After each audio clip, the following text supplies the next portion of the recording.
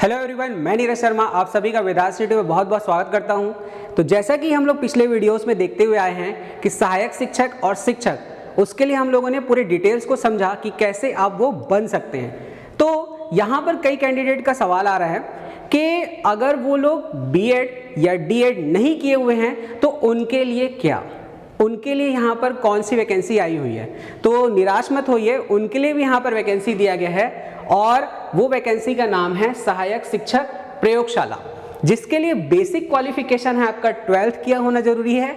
लेकिन 12th में आपके जो सब्जेक्ट होने चाहिए वो विज्ञान समूह के होने चाहिए। इसका मतलब मैथ्स और बायो, और इसमें जो आपका जो परसेंटेज होना चाहिए वो मिनिमम 50% मार्क होना जरूरी है।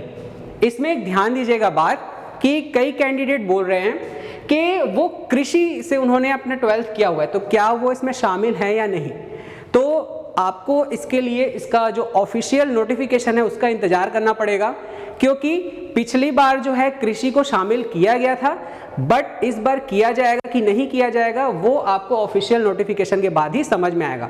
बाकी जो कैंडिडेट हैं जो विज्ञान से, इसका मतलब मैथ्स और बायो ग्रुप के हैं, वो लोग इसके लिए जरूर एलिजिबल हैं। अब इसमें देखिए, मैंने कहीं पर भी ना बीएड लिखा है, ना डीएड लिखा है, ना डीएलएड लिखा है। इसका मतलब आप सिर्फ और सिर्फ इतना आपके पास क्वालिफिकेशन है तो आप इसे अप्लाई कर सकते हैं। तो आखिर आप ये बन कैसे सकते हैं, इसका मतलब इसका सिलेबस। तो चलिए जानते हैं। तो ये है वो सिलेबस जिसे अगर आप पढ़ लिए अच्छे से, आपने इसे रीड कर लिया और आपने सही तरीके से एग्जाम दिला लिया तो आप ये पोस्ट पा सकते हैं। तो चलिए देखते हैं इसमें कौन कौन से सब्जेक्ट हैं। तो भौतिकी, जिसे फिजिक्स भी कहा जाता है, केमिस्ट्री और बायोलॉजी, इसके आप देखिए यही एक बेस है इस पूरे के पूरे पोस्ट का, जिसमें 40-40 क्वेश्चन जो होंगे वो फिजिक्स और केमिस्ट्री के होंगे, और जो बायोलॉजी, इसका मतलब जीव विज्ञान के यहाँ पर 20 क्वेश्चन, हिंदी और अंग्रेजी के यहाँ पे 15-15 क्वेश्चन रहेंगे, कंप्यूटर के यहाँ पर 10, और जो सामान्य ज्ञान है उसके भी आपके यहाँ पर 10 होंगे। ये रहा कंप्लीट आपका सिलेबस। तो अगर आपने इसे पढ़ लिया अच्छे से, आपने इसका एग्जाम दिला लिया तो आप ये पोस्ट पा सकते हैं। लेकिन ध्यान दीजिएगा कि इसमें निगेटिव मार्किंग भी होता है।